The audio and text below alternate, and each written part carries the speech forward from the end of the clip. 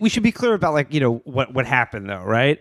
Which is that, okay, there is this huge Unite the Right rally, which was this very, well-planned and well-organized event that for them, that was, put on by neo-Nazis, white supremacists, the alt-right, whatever the fuck you want to call them. Some Proud Boys, I think a few 3%ers, those militia types. Whatever. I mean, this was, like I said, this was unambiguously an open, organized display of fascism on the streets of America. And there were counter-protesters, brave people who wanted to stand up against that and didn't, wanted to have some kind of, pushback against this. And here's the thing. It turned violent, and a woman was killed when, I'm sure as you all know, one of these assholes just drove a car into a crowd full of people. Heather Hare. A fucking central casting fail son. Yeah, Matt. A guy who hits every fucking check mark on who these assholes are. Fucking washed out of the army, couldn't hack boot camp, which now in the 21st century is basically like family double dare. Then he went back home to live with his mom, who he beat up because she tried to stop him from gaming all the time. Like, these guys always, the response when you make these jokes is, wow, very original. It's like, it's impossible to not talk about this because that's what you fucking are. You are people whose brains have been broken by living in your parents' fucking basement and not getting laid and feeling like you should be in charge of the world and, never getting blown by fucking, what the hell, Tomb Raider?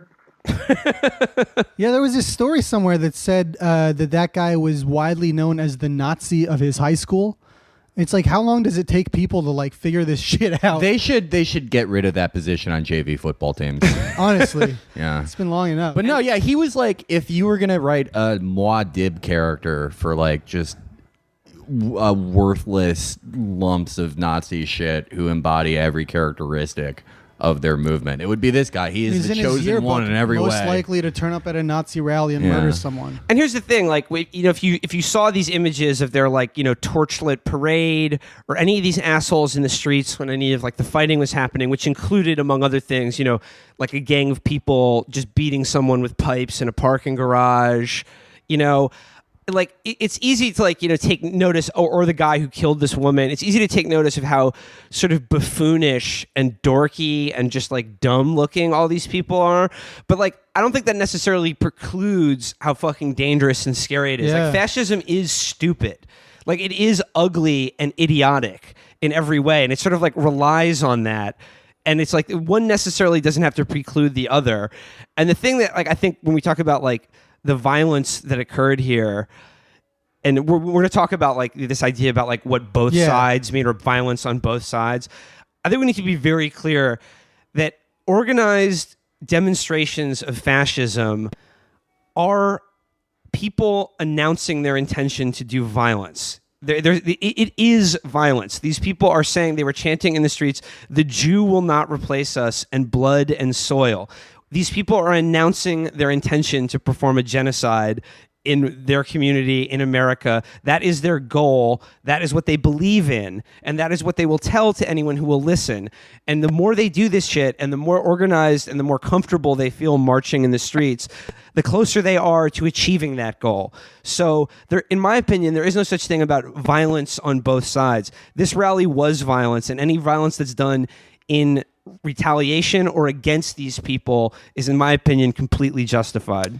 Yeah, and the thing that we would sort of see before this, and I think like everyone was kind of guilty about, most people were, of comparing these people to like the Third Reich and going, well, these guys aren't anything like the NDSAP before they came to power. They're stupid and lazy and slovenly, and they failed at everything. And it's like, what do you think those guys were? Like they were all like failed something or other who had to drop out of cavalry school because they got addicted to morphine and they believed in magic. Like Right. That's not a preclusion to them doing some incredibly fucked up shit. Yeah, that we've Heinrich seen. Himmler was a failed chicken farmer, which will never happen because these are people going out in the street, intentionally being provocative, intentionally saying with all of the fucking air in their lungs that a huge segment of their fellow Americans don't deserve to live. That is going to bring people out in response. It is going to. So you cannot, your smug fucking suggestion that everyone ignore them. Okay, fine. That's nice. Congratulations that you have that idea. It's not going to happen. Saying, This man had a flamethrower at the event. That is a chemical weapon. He didn't even have a flamethrower. He rigged a fucking new weapon out of a spray By the paint way- can and a lighter. That shit is awesome. Yeah, by the way, flamethrower. That's hilarious. And mace. What the fuck is with these people? They always talk about they're using mace against us. These assholes came armed to the teeth with real fucking guns. I love these people. Like, they have some conception where every conceivable weapon other than a gun is some sort of horrible thing that's beyond the pale. This is the furthest reactionaries use the norms of liberalism. That to break them, they fall back on them to defend themselves by saying, "Well, that's not right. You're not supposed to bring flamethrowers Civility. to a protest." Yeah. We're nonviolent. We're being nonviolent. Yeah, we talk a lot of shit, but we're nonviolent. And Matt, this is something you've spoken on before. I think that's absolutely important. The way these people always fall back on this idea of free speech. That's their little totem, because they don't quite yet have the confidence to say ethno-state genocide is what we actually believe in. So they say we're standing up for free speech. Yeah, well, Trilburn pointed out that Matthew Heimbach dickhead was standing in front of the courthouse in Virginia the other day protesting some horrible treatment of his asshole friends or something. And he was talking about how it was so unfair that they didn't get any help from the police. They had their permits while wearing a shirt featuring the leader of the Romanian Iron Guard, who in 1941 perpetrated a fucking pogrom against the Jewish population of Budapest that involved hanging them on hooks in a fucking slaughterhouse. I mean, the thing is, He doesn't give a shit about fucking free speech. the concept of free speech, the way we talk about it, is so abstract. Like, yeah, you have free speech if you're a dead corpse that a Nazi just killed. So what? That abstraction doesn't mean shit if you are actually under threat. And this is where, you run up against, the limits of the liberal worldview, in that you have a group of people that, like I said, must be stated again, are dedicated to morally and philosophically to the idea and practice of genocide against races they regard as biologically inferior to them, will use every pillar of liberal culture and society to protect themselves until they have enough power to take it away from everyone else. They don't believe in free speech. They don't believe in fucking human rights. They don't believe in non-violence. And the way fucking people fall for this over and over again is stunning. I'm kind of worried that AutoZone has fired Nazi Jeff. I'm not sure a private company should have this much power. People who don't give a shit when people get fired for participating in BDS marches or any shit like that. Union drives. Yep.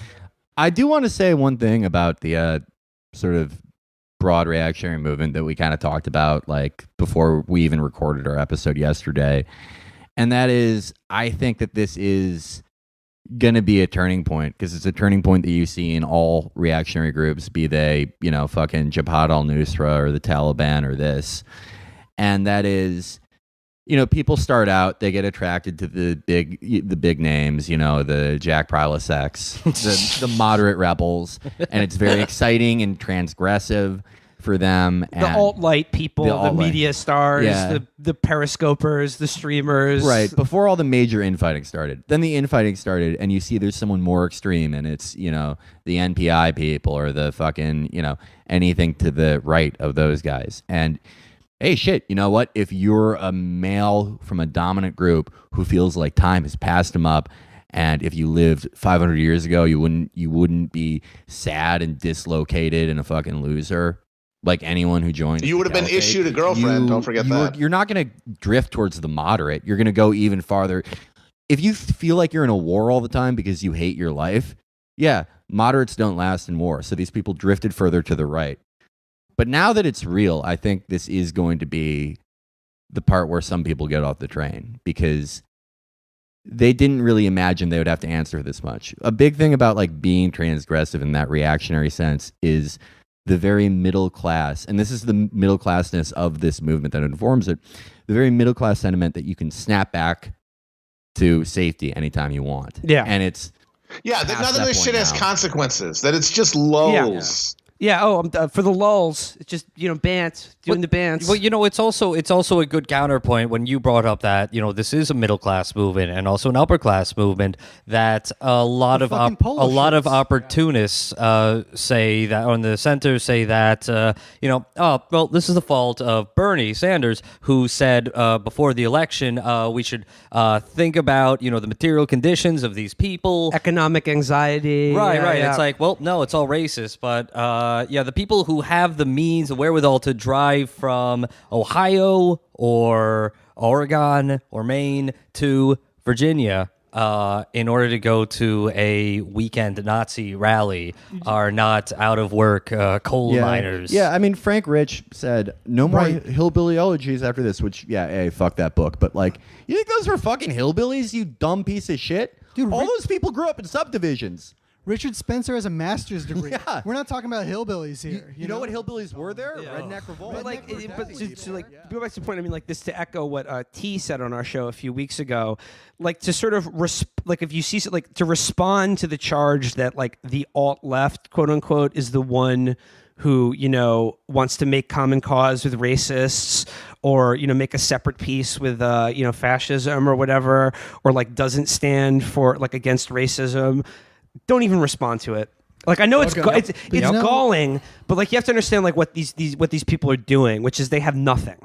They have nothing. So just keep talking. Well, about- I mean, they have nothing in terms of an argument or a coherent worldview or a useful praxis. But what they do have is they are speaking on behalf of a hegemonic liberalism that is going to get us all fucking killed. It's got a lot of money. I agree, don't talk to them, but because they're distraction from the real fucking problem, which is that fascism arises because of the collapse of institutional legitimacy of liberal institutions.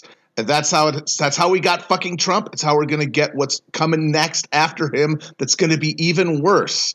Because if you think there's not going to be more ecological and economic catastrophes in the future that liberalism is wholly unsuited to fucking deal with, and that failure is not going to lead to fascism filling that fucking hole, you got another thing coming.